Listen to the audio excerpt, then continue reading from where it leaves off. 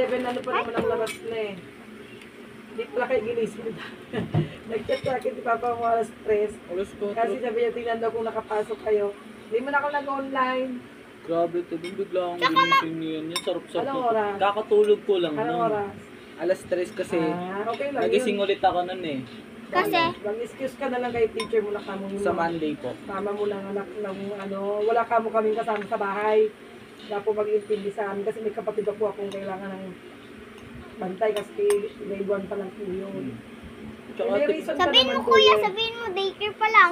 Hindi, okay lang yun kasi bawal ka pa iwanan kasi grade 1 pa lang yun. ano tebe, hindi talaga ako nakatulog nun. Pero di ko alam na umalis na pala sila. Ba't tayo mabuksan yung picture? Kasi nakatulog ako saglit.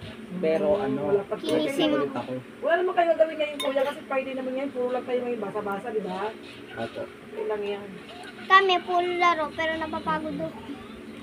Pinag mo ng project kanton. Lola Susan po. Tinutuan kayo, ano? Dinala sa inyo, dito linuto. Dinala po. Hindi mamaya, bebe, ligo ka na ha. Sabi po kasi ni mama, ano bawal daw po magluto dito kami kasi po baka masunog po eh. Delikado. Sige na, kain na muna Mabo. kayo dyan. Sige po. Mamaya, ligo ka ha. Opo. 11 ka naman yata yun para mga 10:30, ligo ka na ha.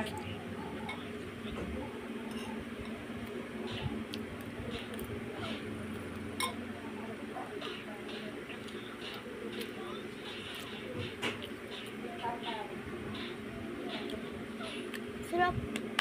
Perfect siya sa akin.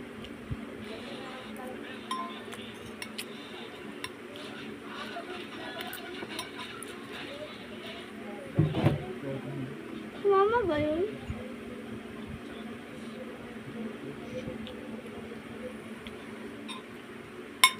Pero kung responsable na si mama yun, nasa hospital siya eh.